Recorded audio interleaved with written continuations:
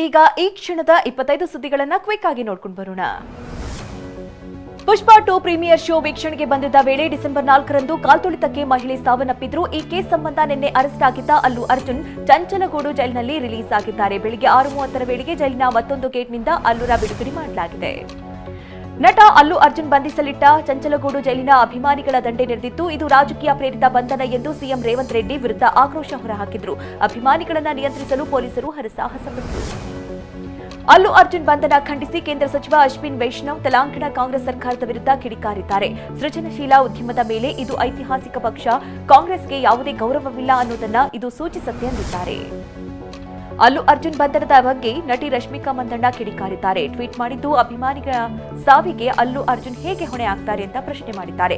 ಆಂಧ್ರ ಮಾಜಿ ಸಿಎಂ ಜಗನ್ ಮೋಹನ್ ರೆಡ್ಡಿ ಸಹ ಘಟನೆಗೆ ಅಲ್ಲು ಅರ್ಜುನ್ರನ್ನೇ ಹೊಣೆ ಮಾಡುವುದು ಎಷ್ಟು ಸಮಂಜಸ ಅಂತ ಪ್ರಶ್ನೆ ಮಾಡಿದ್ದಾರೆ. ಕಾನೂನು ತನ್ನದೇ ಆದ ಕ್ರಮ ತೆಗೆದುಕೊಳ್ಳುತ್ತೆ ಎಂದ ತೆಲಂಗಾಣ ಮುಖ್ಯಮಂತ್ರಿ ರೇವಂತ್ ರೆಡ್ಡಿ ಹೇಳಿದ್ದಾರೆ. ಹೈದರಾಬಾದ್ನಲ್ಲಿ ಮಾತನಾಡಿದ ಅವರು, ನಟ ಅಲ್ಲು ಅರ್ಜುನ್ ಬಂಧನದಲ್ಲಿ ರಾಜ್ಯ ಸರ್ಕಾರದ ಯಾವುದೇ ಪಾತ್ರವಿಲ್ಲ ಅಂತ ಹೇಳಿದ್ದಾರೆ. ನಟ ಅಲ್ಲು ಅರ್ಜುನ್ ಅರೆಸ್ಟ್ ಆಗ್ತಾ ಇದ್ದಂತೆ ಮೃತ ಮಹಿಳೆ ಪತಿ ದೂರುದಾರ ಉಲ್ಟಾ ಹೊಡೆದಿದ್ದಾರೆ. ನನ್ನ ಪತ್ನಿಯ ಸಾವಿಗೂ ಅಲ್ಲು ಅರ್ಜುನ್ಗೂ ಯಾವುದೇ ಸಂಬಂಧ ಇಲ್ಲ, ಪ್ರಕರಣ ಹಿಂಪಡೆಯಲು ಸಿದ್ಧನಿದ್ದೇನೆ ಅಂತ ಹೇಳಿದ್ದಾರೆ. ದರ್ಶನ್ ಮತ್ತು ಪವಿತ್ರ ಗೌಡ ಸೇರಿ 7 ಮಂದಿಗೆ ಷರತ್ತುಬದ್ಧ ಹೈಕೋರ್ಟ್ ಜಾಮೀನು ಮಂಜೂರು ಮಾಡಿದೆ. ಸಾಕ್ಷಿಗಳನ್ನ ನಾಶಪಡಿಸಬಾರದು, ಪ್ರಭಾವ ಬೀರಬಾರದು, 1 ಲಕ್ಷದ ಬಾಂಡ್, 2 ಶ್ಯೂರಿಟಿ ಒದಗಿಸಬೇಕು, ಅನುಮತಿ ಇಲ್ಲದೆ ಕೋರ್ಟ್ ವ್ಯಾಪ್ತಿ ಬಿಟ್ಟು ತೆರಳಬಾರದು ಅಂತ ಹೈಕೋರ್ಟ್ ಷರತ್ತು ವಿಧಿಸಿದೆ. ಈ ಹಂತದಲ್ಲಿ ದರ್ಶನ್ ವೈದ್ಯಕೀಯ ಪರಿಸ್ಥಿತಿ ಸಂದೇಹಿಸಲು ಕಾರಣಗಳಿಲ್ಲ ಎಂದು ಹೈಕೋರ್ಟ್ ಅಭಿಪ್ರಾಯಪಟ್ಟಿದೆ. ರೆಗ್ಯುಲರ್ ಜಾಮೀನಿಗೂ ವೈದ್ಯಕೀಯ ಕಾರಣದ ಜಾಮೀನಿಗೂ ವ್ಯತ್ಯಾಸ ಇದೆ. ಕೋರ್ಟ್ಗೆ ತಪ್ಪು ಮಾಹಿತಿ ನೀಡಿದ್ರೆ ಪರಿಣಾಮ ಎದುರಿಸಬೇಕಾಗುತ್ತೆ ಅಂತ ಹೈಕೋರ್ಟ್ ಅಭಿಪ್ರಾಯಪಟ್ಟಿದೆ. ಹೈಕೋರ್ಟ್ನಿಂದ ದರ್ಶನ್ಗೆ ಜಾಮೀನು ದೊರೆತಿದ್ರೂ ಟೆನ್ಷನ್ ಮಾತ್ರ ತಪ್ಪಿಲ್ಲ. ಪೊಲೀಸರು ಸುಪ್ರೀಂ ಕೋರ್ಟ್ ಮೊರೆ ಹೋಗೋ ಸಾಧ್ಯತೆ ಇದೆ. ಗೃಹ ಇಲಾಖೆ ಅನುಮತಿ ಬಳಿಕ ಸರ್ಕಾರ ಸುಪ್ರೀಂ ಕೋರ್ಟ್ಗೆ ಮೇಲ್ಮನವಿ ಸಲ್ಲಿಸಲಿದೆ.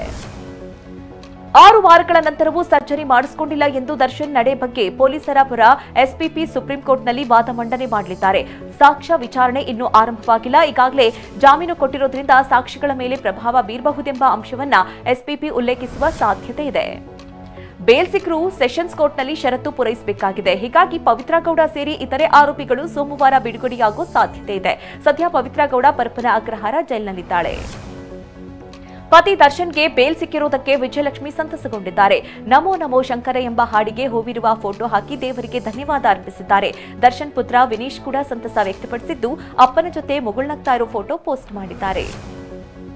ನಟ ದರ್ಶನ್ಗೆ ಜಾಮೀನು ಸಿಕ್ಕಿರುವುದು ಅವರ ಅಭಿಮಾನಿಗಳಲ್ಲಿ ಸಂಭ್ರಮಕ್ಕೆ ಕಾರಣವಾಗಿದೆ. ನಿನ್ನೆ ಬೆಂಗಳೂರಿನ ಬಿಜಿಎಸ್ ಆಸ್ಪತ್ರೆ ಮುಂದೆ ಪಟಾಕಿ ಸಿಡಿಸಿ ಸಂಭ್ರಮಿಸಿದ್ರು. ದರ್ಶನ್ ಫೋಟೋಗೆ ಹಾಲಿನ ಅಭಿಷೇಕ ಮಾಡಿದ್ರು. ಆರ್ಆರ್ ನಗರದ ನಿವಾಸದ ಮುಂದೆಯೂ ಅಭಿಮಾನಿಗಳು ಸಂಭ್ರಮಿಸಿದ್ರು. ದರ್ಶನ್ಗೆ ಬೇಲ್ ಸಿಕ್ಕಿದ್ದಕ್ಕೆ ಮಂಡ್ಯದ ಕೆಆರ್ಪೇಟೆಯಲ್ಲಿ ಅಭಿಮಾನಿಗಳು ಸಂಭ್ರಮಾಚರಣೆ ಮಾಡಿದ್ದಾರೆ. ದರ್ಶನ್ ಫೋಟೋ ಹಿಡಿದು ಪಟಾಕಿ ಸಿಡಿಸಿ ಘೋಷಣೆ ಕೂಗಿದ್ದಾರೆ. ಹುಬ್ಬಳ್ಳಿಯಲ್ಲೂ ದರ್ಶನ್ ಫ್ಯಾನ್ಸ್ ದಾಸನ ಪರ ಜೈಕಾರ ಕೂಗಿ ಸಿಹಿ ಹಂಚಿ ಸಂಭ್ರಮಿಸಿದ್ದಾರೆ. A1, A2 ಸೇರಿ ಡಿ ಗ್ಯಾಂಗ್ನ 7 ಮಂದಿ ಬೇಲ್ ಭಾಗ್ಯ ಸಿಕ್ಕಿದೆ. ಆದರೆ A5 ನಂದೀಶನಿಗೆ ಇನ್ನೂ ಜಾಮೀನು ದೊರೆತಿಲ್ಲ. ಇದು ಮಂಡ್ಯದ ಚಾಮಲಾಪುರದ ಗ್ರಾಮದಲ್ಲಿ ಆತನ ಪೋಷಕರಲ್ಲಿ ಆತಂಕ ತರಿಸಿದೆ. ದರ್ಶನ್ ಆಚೆ ಬರ್ತಾ ಇದ್ದಾರೆ, ಅವರೇ ನೋಡ್ಕೊಳ್ತಾರೆ ಅಂತ ನಂದೀಶ್ ತಾಯಿ ಭಾಗ್ಯಮ್ಮ ವಿಶ್ವಾಸ ವ್ಯಕ್ತಪಡಿಸಿದ್ದಾರೆ. ವಕ್ಫ್ ಬೋರ್ಡ್ ವಿಚಾರವಾಗಿ ವಿಧಾನಸಭೆಯಲ್ಲಿ ನಿನ್ನೆ ಆಡಳಿತ ವಿಪಕ್ಷದ ನಡುವೆ ಜಟಾಪಟಿಯೇ ನಡೆದಿದೆ. ಮೈಸೂರಲ್ಲಿ 101 ಮನೆಗಳಿಗೆ ನೋಟಿಸ್ ಕೊಟ್ಟಿರುವುದಕ್ಕೆ ದಾಖಲೆ ಕೊಡ್ತೀನಿ ಅಂತ ಆರ್ ಅಶೋಕ್ ಸವಾಲು ಹಾಕಿದ್ರು. ಇದಕ್ಕೆ ಜಮೀರ್ ಸಾಬೀತುಪಡಿಸಿದ್ರೆ ರಾಜೀನಾಮೆ ಸಿದ್ಧ ಅಂತ ಪ್ರತಿ ಸವಾಲು ಹಾಕಿದ್ರು. ಪಂಚಮಸಾಲಿ ಮೀಸಲಾತಿ ಬಗ್ಗೆ ಸರ್ಕಾರ ಸ್ಪಷ್ಟ ನಿರ್ಧಾರ ತಿಳಿಸದ ಹಿನ್ನೆಲೆ ವಿಧಾನ ಪರಿಷತ್ನಲ್ಲಿ ನಿನ್ನೆ ಬಿಜೆಪಿ ಸದಸ್ಯರು ಸದನದ ಬಾವಿಗೆ ಇಳಿದು ಧರಣಿ ನಡೆಸಿದ್ರು. ಸಿಎಂ ಸಿದ್ದರಾಮಯ್ಯ ಕ್ಷಮೆ ಕೋರಬೇಕು ಅಂತ ಆಗ್ರಹಿಸಿದ್ರು. ಗಲಾಟೆ ಜೋರಾಗ್ತಾ ಇದ್ದಂತೆ ಕಲಾಪವನ್ನ ಸೋಮವಾರಕ್ಕೆ ಮುಂದೂಡಲಾಯಿತು. ಫೋಕ್ಸೋ ಕೇಸ್ನಲ್ಲಿ ಯಡಿಯೂರಪ್ಪಗೆ ನೀಡಿರುವ ಮಧ್ಯಂತರ ರಿಲೀಫ್ಗೆ ತಡೆ ಕೋರಿ ಸಲ್ಲಿಸಲಾಗಿರುವ ಅರ್ಜಿ ವಿಚಾರಣೆಯನ್ನ ಹೈಕೋರ್ಟ್ ಮುಂದೂಡಿದೆ. ಡಿಸೆಂಬರ್ 18ರ ಮಧ್ಯಾಹ್ನ 2:30ಕ್ಕೆ ವಿಚಾರಣೆಯನ್ನ ಮುಂದೂಡಲಾಗಿದೆ. ಬಿಎಸ್ವೈ ವಿರುದ್ಧದ ಫೋಕ್ಸೋ ಕೇಸ್ ಬಗ್ಗೆ ನಿನ್ನೆ ಸಂಪುಟ ಸಭೆಯಲ್ಲಿ ಗಂಭೀರ ಚರ್ಚೆಯಾಗಿದೆ. ಇದು ಜಾಮೀನು ರಹಿತ ಪ್ರಕರಣ. ಇದೇ ವಿಚಾರವನ್ನ ಸದನದಲ್ಲಿ ಪ್ರಸ್ತಾಪಿಸುವ ಸಚಿವರಿಗೆ ತಿಳಿಸಲಾಗಿದೆ. ಇನ್ನು ತೇಜಸ್ವಿ ಸೂರ್ಯ, ನಿರ್ಮಲಾ ಸೀತಾರಾಮನ್ ವಿರುದ್ಧದ ಪ್ರಕರಣವನ್ನು ಚರ್ಚಿಸಲು ತೀರ್ಮಾನಿಸಲಾಗಿದೆ.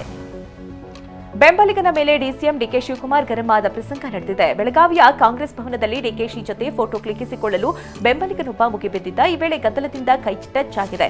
ಇದಕ್ಕೆ ಸಿಟ್ಟಾದ ಡಿಕೆಶಿ ಜೋರಾಗಿ ತಳ್ತೀರಿ, ಕಾಮನ್ ಸೆನ್ಸ್ ಇಲ್ವಾ ಅಂತ ಗದರಿದ್ದಾರೆ. ಬೆಂಗಳೂರಿನ ಟೆಕ್ಕಿ ಅತುಲ್ ಸುಭಾಷ್ ಆತ್ಮಹತ್ಯೆ ಕೇಸ್ ತನಿಖೆ ಚುರುಕುಗೊಂಡಿದೆ. ಪತ್ನಿ ನಿಖಿತಾ ಪರಾರಿಯಾಗಿದ್ದು, ಉತ್ತರ ಪ್ರದೇಶದ ಜೌನ್ಪುರದಲ್ಲಿರುವ ಆಕೆಯ ಮನೆಗೆ ಬೆಂಗಳೂರು ಪೊಲೀಸರು ನೋಟಿಸ್ ಅಂಟಿಸಿದ್ದಾರೆ. 3 ದಿನದೊಳಗೆ ವಿಚಾರಣೆಗೆ ಹಾಜರಾಗಲು ಸೂಚನೆ ಕೊಟ್ಟಿದ್ದಾರೆ.